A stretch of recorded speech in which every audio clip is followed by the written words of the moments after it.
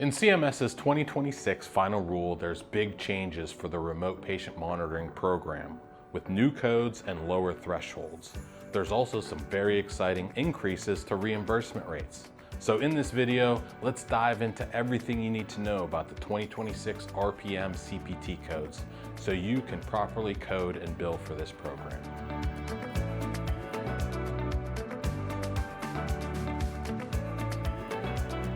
Hi, this is Seth from ThoroughCare. Here at ThoroughCare, we specialize in helping practices manage, bill, and streamline reimbursements for care management programs like RPM. Make sure to download a reference guide for the CPT codes that we'll cover in this video so that you can optimize your program.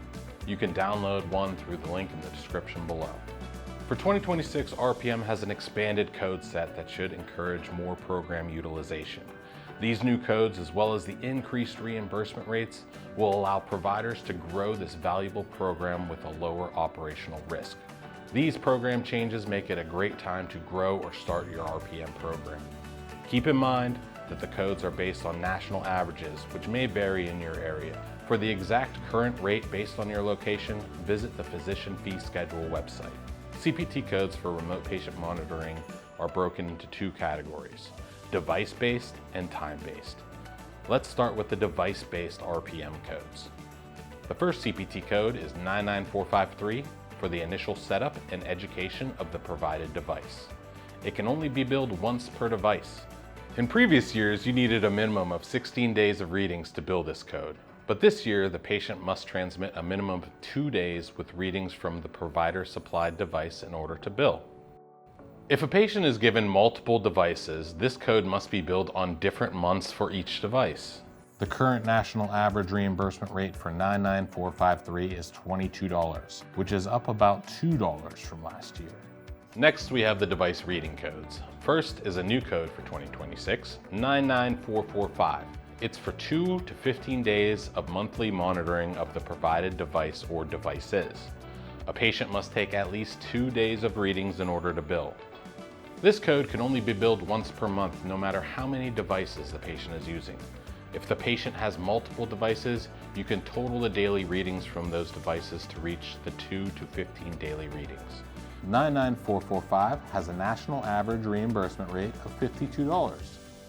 And the second device readings code, 99454, for 16 or more days of monthly monitoring of the provided device or devices. This code can also be billed once per month, no matter how many devices the patient is using. Again, if the patient has multiple devices, you can total the daily readings from those devices to reach 16 daily readings. 99454 has a current national average reimbursement of $52, which is up over $9 from last year. So if a patient gets between 2 to 15 readings in a calendar month, you'd bill 99445. And if they get 16 or more readings, you'd bill 99454.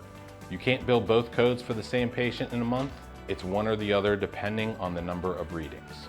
Because of this, we recommend waiting until the end of the billing period to drop the device reading codes. The addition of the new 99445 code allows for more tailored monitoring for each patient based on the clinical needs and allows providers to be compensated for their services. Be sure to document accordingly to justify the number of days of readings. So now let's switch over to the time-based RPM codes. First is another new CPT code for 2026, CPT Code 99470, for at least 10 minutes of non-face-to-face RPM services per month performed by clinical staff. It has a current national average reimbursement rate of $26. Next is the code 99457 for at least 20 minutes of non-face-to-face RPM services per month performed by clinical staff. 99457 has a current national average reimbursement of $52, which is up nearly $4 from last year. And finally is the add-on time code 99458 for 20 additional minutes of non-face-to-face RPM services. 99458 can be billed an unlimited amount of times per calendar month in 20-minute increments, such as 40, 60, and 80 plus minutes. 99458 has a current national average reimbursement rate of $41, which is up nearly $3 from last year. It's important to note that you cannot bill the 10-minute code and the 20-minute code in the same calendar month for the same patient. So you cannot bill the 2 codes when a patient logs 30 minutes of RPM time. Once you hit the 20-minute threshold, bill code 99457, and then you must provide another 20 minutes to bill for the code 99458. Again, make sure to document accordingly to justify the time spent on services. And that'll do it for the 2026 updated CPT codes for remote patient monitoring.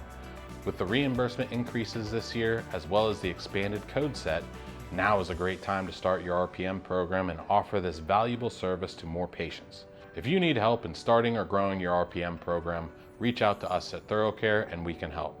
Don't forget to download your free reference guide for the billing codes we discussed in this video. And there you have it. Thanks for watching.